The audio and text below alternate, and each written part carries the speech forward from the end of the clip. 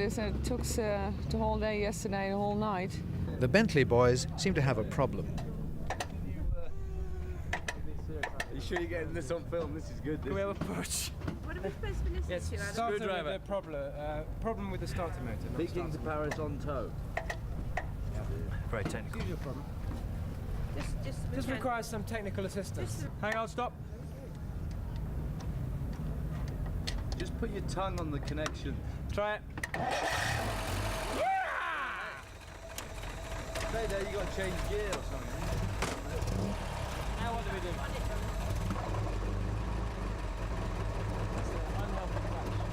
You'll be all right. He carries his screwdriver.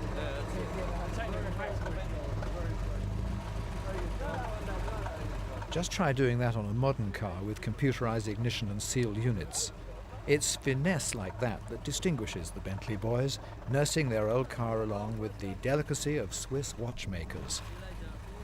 It's a good thing Bentleys are indestructible.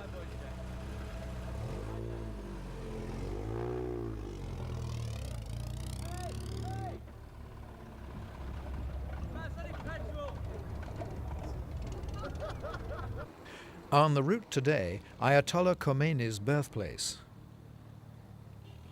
They're entering the hometown of the unbending Ayatollah who drove out the monarchy and called America the Great Satan and ordered a fatwa on the British writer who satirized him.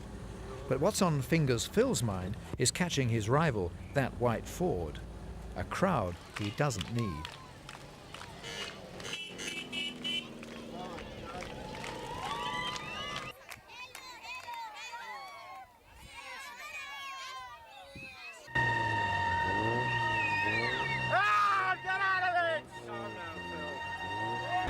Ridiculous, they're all smiling and whistling. Yeah, they're chucking stuff at you and they're crowding in. There was stones amongst them flowers. Was there? Yeah. I got something on my ear, I know. I did on my cheek. Yeah. And I got punched. Yeah, I got punched 2 or 3 times, yeah. Slide left. What's your name?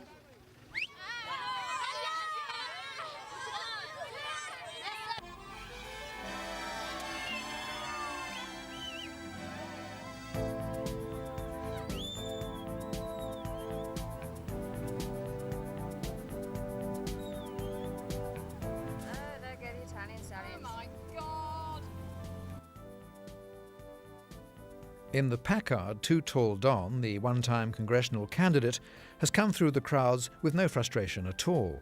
As I ride along, I think about that a lot. I think, do these people pay much attention to politics? And I get the sense that they don't. I find the welcome. I like to find words that express what I'm feeling. And the word that I have chosen for Iran is exuberant. I find that's the welcome that we receive from truck drivers, cars, and the children I would describe as rambunctious. They're sort of little devils. They like to touch the car at high speed, throw things at the car, and celebrate the passage of the Peking to Paris Motor Challenge. Rambunctious is fine, but if you're a woman, the word for the Iranian men's attitude is curious. The Chelsea girls aren't enjoying it. Their car is surrounded by youths and men and an impatient revolutionary guard.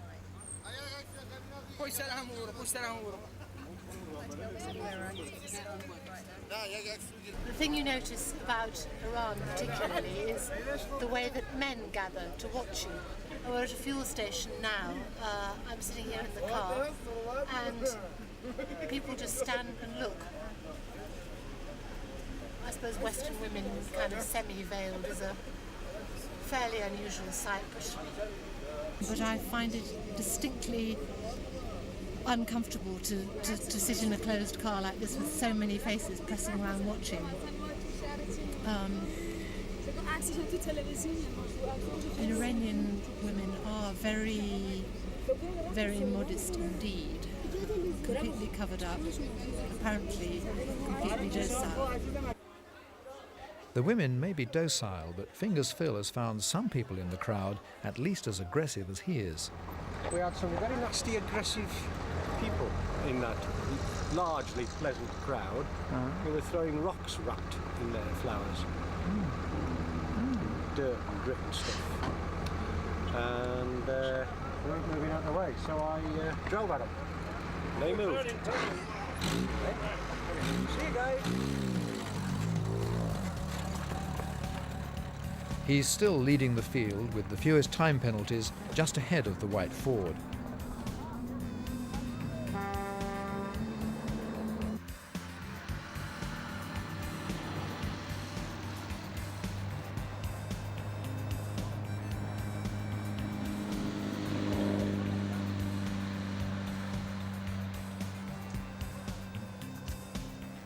By the time the girls reach the Ayatollah's town, things have quietened down. We're just coming into God knows where. I've lost track of where we are in the book because we're now on to our Italian lesson number 3. For the last 2 days, the Italian stallions in front have been passing notes to and fro, which started with dinner tonight, dinner together, to which we replied. The Italians are warm and Italian. The girls are cool and, well, English. I think he wants to be on the film. Yes, I'd say he wants to be on the film. We wave. There we are.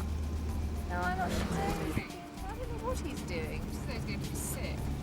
Oh, well, I hope he's not going to be sick, because if he's going to be sick, he's going to be sick on us. This is very odd. I'm not quite sure what's going on here. It's a bit... That's not nice. He looks like Bruce Willis doing that. I think he was just doing his hair, actually. Typical Italian. Yeah, he's pointing the wrong way. His hair would be going that way. Well, if you've got Up ahead, Rosie and Phil Bowen in their Volvo are about to get a surprise. Mama! Salama! It's good, huh? Very good. It's good. It's good to meet you. Good car, strong. It was worth it. We've caused a riot, but that was worth it. Hey! How about that, eh? There's two.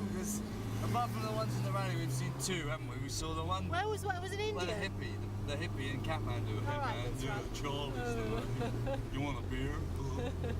So as him, his was in a bit of better state than that one. How's that amazing? That's really good, isn't it?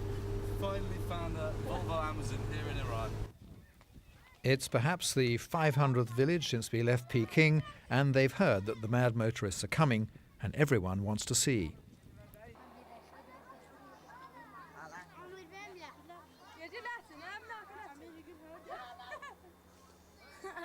In our gas-guzzling rich men's toys, is our journey morally indefensible, as Rosie and the Volvo there will write when it's all over? Are we a political outrage on wheels? Or are we some kind of wholesome advertisement for the joys of capitalism? Whatever, we're here, we can't turn back, and tonight we'll be in what they say is the oldest inhabited town in the world.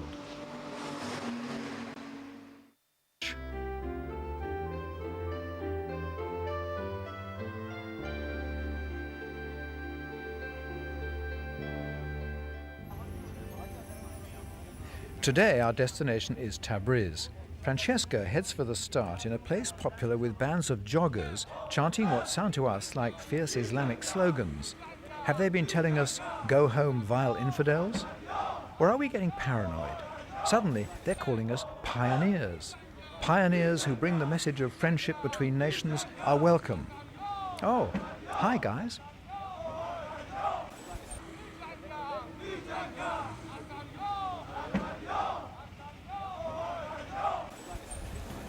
First off today, the 1927 Mercedes. When Etienne Vigne bought this lordly car for this trip, it had been 50 years in a museum, but naturally it started on the first push of the button. 6 litres of Teutonic excellence.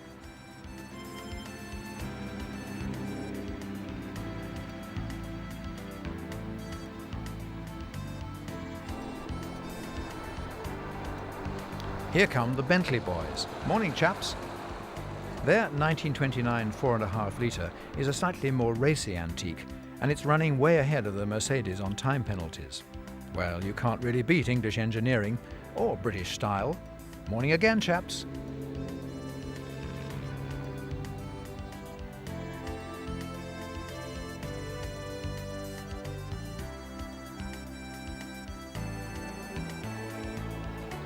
The 1932 Ford, driven by Prince Idris Shah of Malaysia, though it should be Bonnie and Clyde.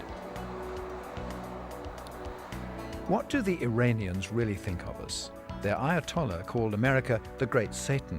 What about the rest of us? In the Rover, Helen thinks the Iranians like us. They are absolutely thrilled to bits that this rally's coming through because they feel that it's putting them on the map, that they're on the world map and the world television cameras are on them. But I think they're genuinely pleased to see us. Yes, I think the average person in the street is delighted that their country has been chosen for this to go through. We were really struck with this great bunch of middle-aged men who brought buckets and buckets of gladioli, presenting everyone with half a dozen beautiful gladioli at a bend where we had to slow down, and they could thrust them through the window, and they were simply jumping up and down with excitement to see all the cars going through their town. At the next stop, there's a slightly different view from Jerry Asher. One or two youngsters pelted us with fruit in a rather organised way, and also one or two stones, and it's so spoilt it because everybody else was so friendly and supportive. And it was just such a shame. As you can see, I'm rather covered at the moment in rotten fruit, and it's so sticky. But anyway, it's part of life. This often beautiful country is the home of a lot of Muslim fundamentalists, and we're not exactly their cup of tea. We've seen people showing us the soles of their feet. That's an insult in these parts. And then there are the kids. The people in the Queen's old Rolls-Royce have had trouble from them. Well, yesterday we had a hard day. Because of the nature of the running, we were last with the Mercedes coming in, and of course we copped the stoning at the back of the fleet, where the stoning is worse. The stoning was persistent, and it got so bad that we really had to stop. And we started stopping and chasing the children. At one stage, this particular stone came in through the window of the car, just went past my ear, hit the partition, and bounced off that and hit Jan in the hand. And at this stage, we stopped and started chasing the children.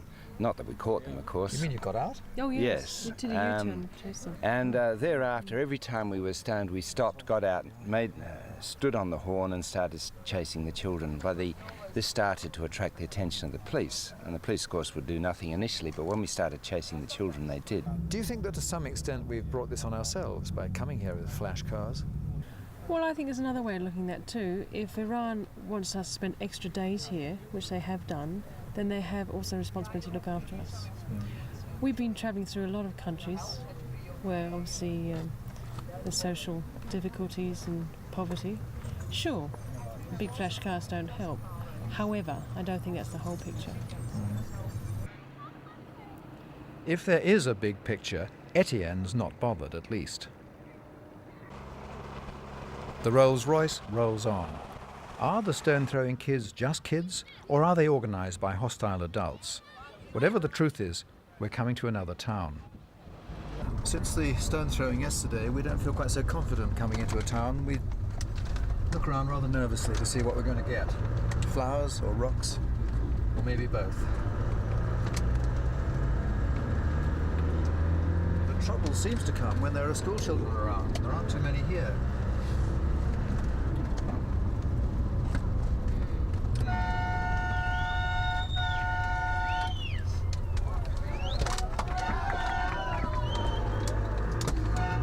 All seems friendly so far.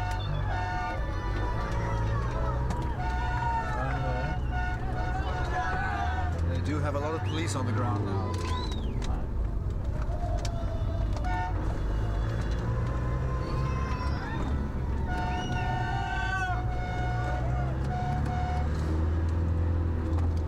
Friendly greetings. There was a clenched fist there, though. Looking back, we did seem like licensed hooligans. Here come the Chelsea girls to run the gauntlet of love and hate. No, yes, nice little curling of whatever. Flower heads. Flower, thank God. Yes, at least the stones hopefully have been used up by now. Here come the police. What are they doing? All fairly sort of violent under the surface. They're all rather manic. They're terribly pleased to see us. They get sent off into total hysteria at a second's notice. Well, it's all rather scary, really. Now up ahead, I'll just zoom you over. We're now behind Big Don, Big Don, Big Bad Don. Now he's an American, as you can see, driving a huge red Packard.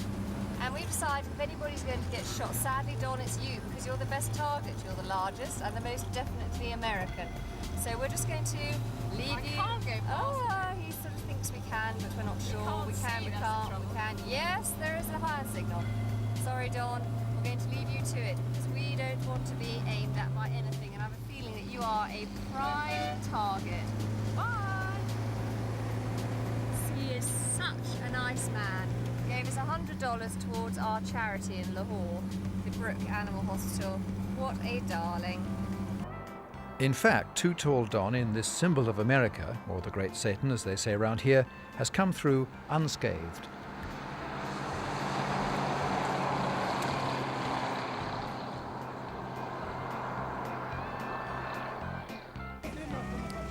It seems weeks since this scene, when the big Citroen broke down in bandit country on the Afghan border and we left it being shoved onto a truck. Now, Anton and his wife have got the Citroen fixed and they've caught up. How do they manage to sleep on that truck ride? Yeah, we did not sleep, or at least very little. Finally we were completely fed up with the truck, which was going very slowly. And so I decided to take a taxi. But a taxi from Lorelei to Quetta had 4 punctures. 2 in the middle of the night, and he had no spare tires anymore. So he left us alongside the road, and we found a shed, a clay shed, where Pakistani people were sleeping, and they offered us their bed. It was very nice. A mud hut, really? Yes, yes, it was very good. So we slept for 3 hours, and then the taxi driver came back with his repaired tires, and we arrived at 8 o'clock in the morning in Quetta. And these people offered you their beds? Yes, yes, and made tea for us. It was very, very kind. No problem at all.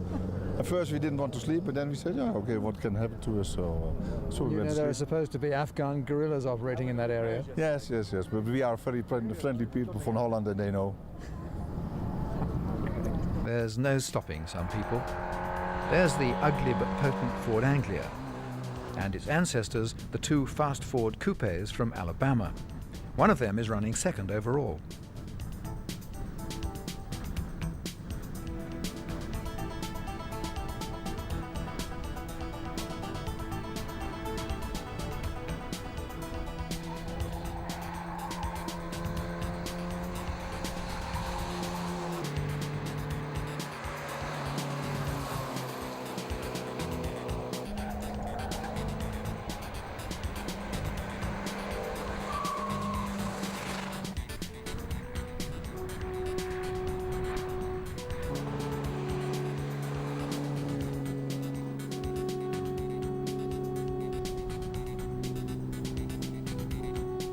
Where are we? Well, according to experts, this fertile valley is where the Garden of Eden was. Imagine, over there, Adam and Eve and the forbidden fruit, that bit of knowing too much which screwed up everything for all of us. As creation myths go, it's a downer. Ahead, Lord Montagu has arrived in Tabriz. Tabriz, it used to be the capital of Iran. A big city with stunning scenery all around. Tabriz has been occupied by Russia twice in this century. Drivers are arriving in the car park. Some settle here, but the girls are off to the bazaar in a taxi with some Haydn on the radio and their Italian guys. Well, here we are, in Tabriz, in a taxi going to the bazaar.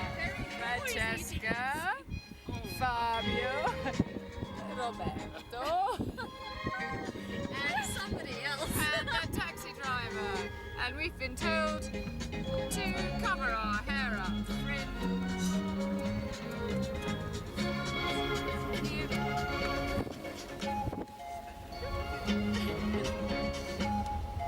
We're in the bazaar. Taxi driver arrived, dropped us off, and it's shut. Lesson number 3, buying nuts as opposed to being nuts, which is very similar if you ask me.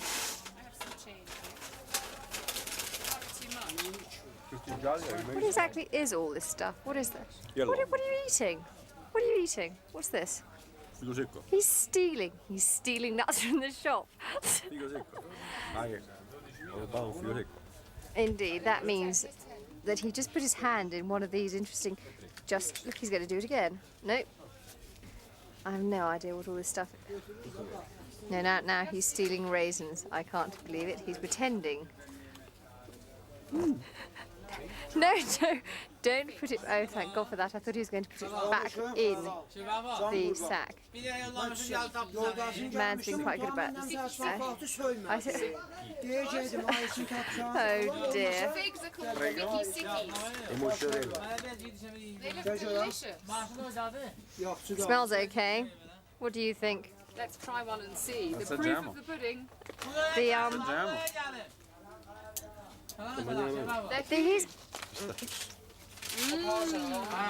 Dinner.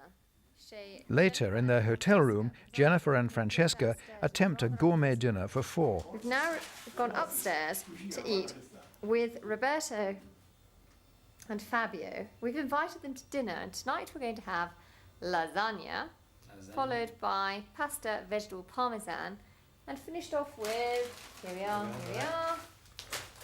Fabio will now model. I think I'm going to boil some more water here. He's not looking forward to it. Fabio is a cordon bleu cook, he tells us, which sadly, clearly we are not. Roberto's just here to eat.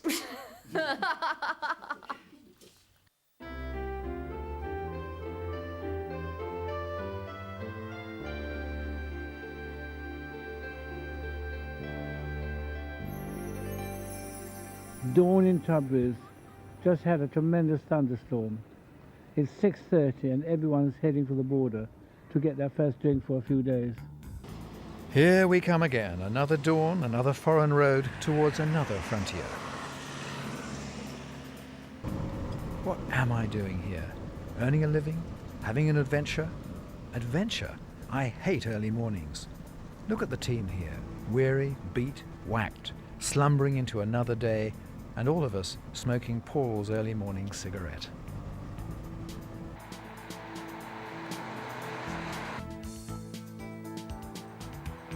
Here come the Italians, still trying to digest last night's quasi-pasta pseudo dinner, and here are the girls, so road-weary that they feel it's really affecting their performance.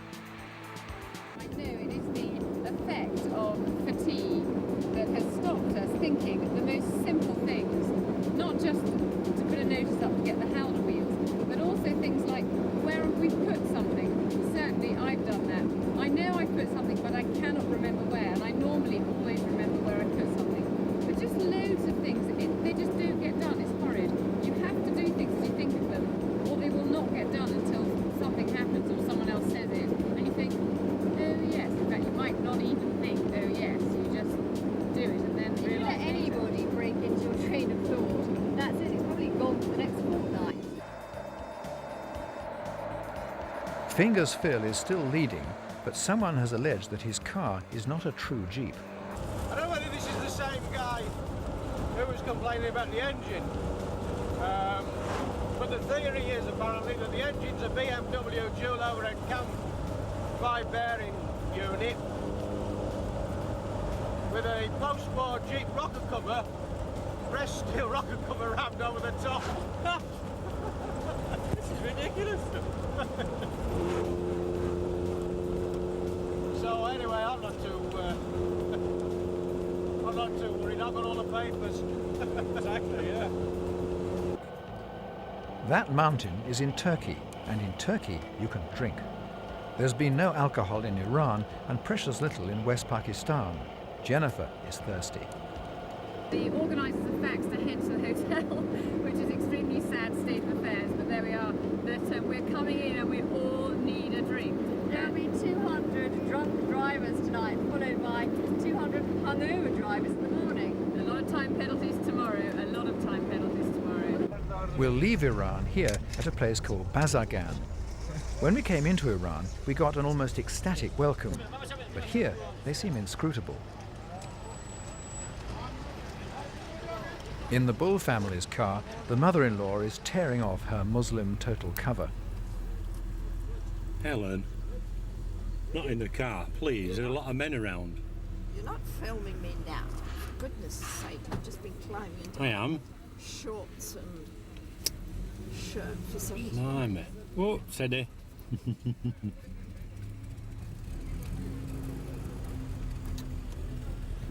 That's a bit comfy. Yeah. You never know what the temperature's going to be when you set out in the morning. Red hot the way you've been just acting for the last few minutes. Well, it's better than turning the air blue like you do sometimes. Yeah. Iranian television wants to know what we thought of Iran, and we've been wondering what they make of us with their flowers and their stones. When they finish with our former congressional candidate, Too Tall Don, I'll get his view. I found the young adults and the children of Iran to be unusually excitable. Maybe they don't have that much excitement in their life.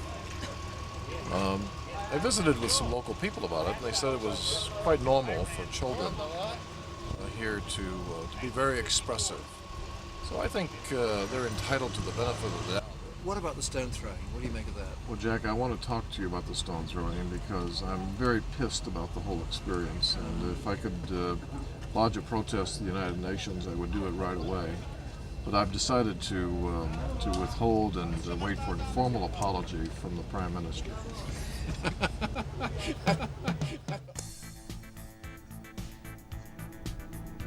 And now we're in Turkey, going right past that snowy peak. It turns out to be the one where Noah's Ark fetched up, Mount Ararat. The Turkish army's on the road today as well. Why all the military hardware? Maybe it's to scare off geologists. They're saying that there probably was a great worldwide flood 5,000 years ago, but that the Ark landed not here, but on some Mount Judi Adar in Iran. We're climbing now above the tree line, bleak country with an occasional wolf.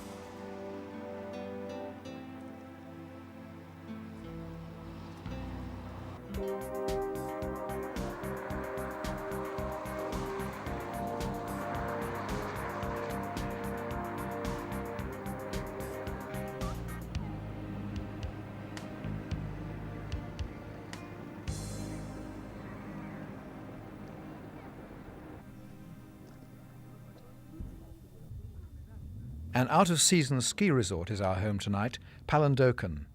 The air is cool and fresh, time to wash off the desert sands. I at least want his face to look clean. We have a tone. Hello?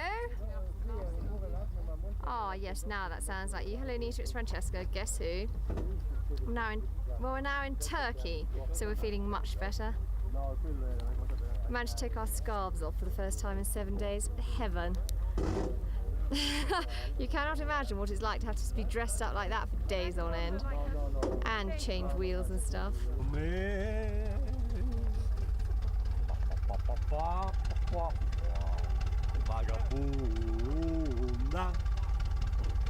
This is Vagabunda. Vagabond survived a nightmare breakdown back in Pakistan. Yeah, a very nightmare. We can cross Pakistan for 400 kilometers with 2 trucks. 2 trucks? Yeah, 2 trucks. First in Zaidan and another one to Quetta. 400 kilometers on the truck, and there are the consequences of transport. So each time you had to get the car up onto a truck, and that's not easy. Yeah, and we repaired the truck in Quetta, and we stayed 2 days in Quetta for repairs, but because we have the spare. We had the spare, and we can repair, and now we are here. It's marvelous. There's more tender care for the cars, and one couple whose car never needs attention have found something else to occupy them. Maria Bouvier-Nor and Thomas are adopting a puppy to join their dogs at home. She has a boyfriend, a bridegroom, a big yellow Labrador in Germany. He will be all over Yes, yes, yes. Yeah, the ideal. This will fix it to something. Yeah. Oh, good. You've got a couple of U-bolts to write once you get them home. Yes, exactly. Now it's evening, time for that drink in the disco.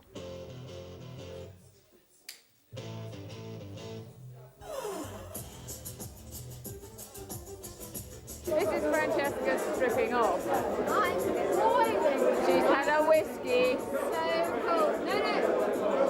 Oh. You haven't. Oh my God. 4. Well, I had 2. Oh my God. I feel much better now. Good. Right. So you're Robert.